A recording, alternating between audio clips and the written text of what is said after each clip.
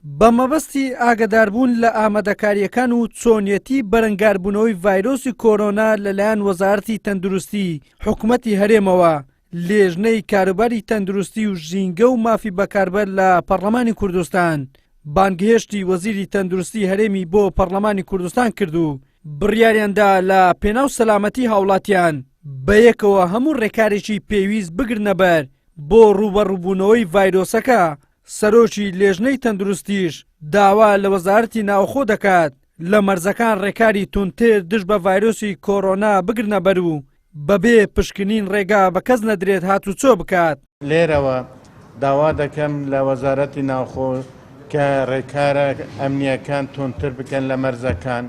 بەڕاستی هەندێک جێگان هەنا یعنی بەڕاستی مەرزی یاسایی نینە خەڵک تێدەپەڕێ بجاهگەر مەفارزی شورتا و ئاسایش لەو جێگانە زیاتر بکەن تاکو نەهێلن ئەو تێکەلاوە لە ئیران چکیستە لە ئیران ئەو نەخۆشیە بەڵاو بوویتەوە ئەو نەخۆشیە نەگەتە کوردستانی عێراق. تا ئێستا هیچ حاڵەتێکی توشبوون بە ڤایرۆسی کۆرۆنا لە هەرێمی کوردستان تۆمار نەکراوە، بەڵام حکوومەت وەکو ئامادەکاریەک لە هەموو شارەکان نەخۆشخانەیەکی تایبەت کردووە بۆ گومان لێکراوانی توشبوو بە ڤایرۆسەکە. وەزیری تەندروستیش ئاشکرای دەکات دەست مانواڵا کراوە و بودجەش تەرخان کراوە بۆ ڕوبەڕووبوونەوەی کۆرۆنا.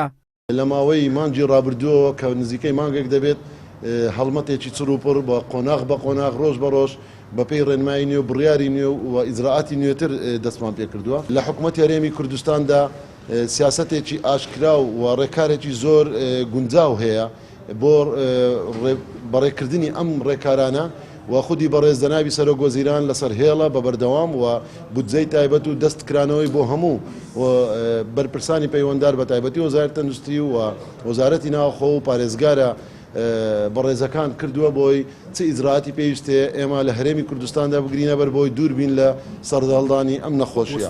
دوای بڵاوبوونەوەی ڤایرۆسی کۆرۆنا لە وڵاتی ئێران حکوومەتی هەرێمی کوردستان هەوڵەکانی بۆ خۆپارێزی زیاد کردووە، لێژنەیەکی باڵای پێکهێنا و کۆمەڵێک ڕێنمایی و بڕیاری تازەی دەرکردووە بە تایبەت لەسەر مەرزەکانی سنووری نێوان ئێران و هەرێمی کوردستان.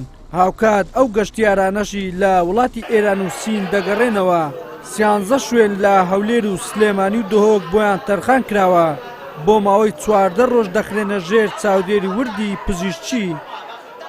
وەلی سەلیم کەناڵی ئاسمانی پێم هەولێر.